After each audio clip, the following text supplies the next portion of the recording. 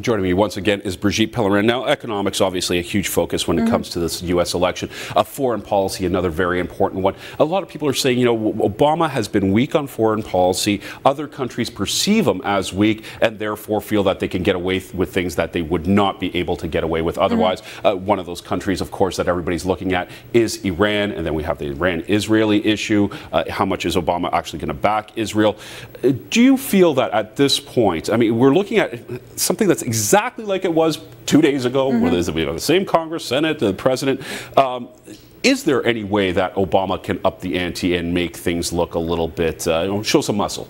Oh, on Iran, you mean, about their stopping their nuclear, their race to getting nuclear weapons? I hope so. Let's have that as my plan A. Is that I do hope that he does, in fact, yes, crank up the rhetoric, crank up the pressure on Iran, and by putting in the red line that Benjamin Netanyahu asked for at the United Nations, or something very similar to that.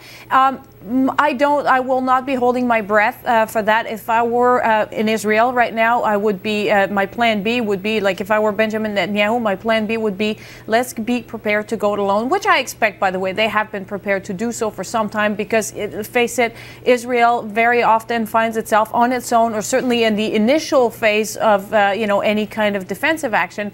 And I'm pretty sure that they know what's coming, they know, and they're ready and prepared to act on their own if they have to. But I'm almost, I'm going to get this straight, almost certain that they would much rather have the backing, at the very least, the moral backing of the United States in their, defensive fight against Iran, if it comes to that. Quickly, Russia. We saw President Obama speaking to that at that point, President Medvedev of Russia.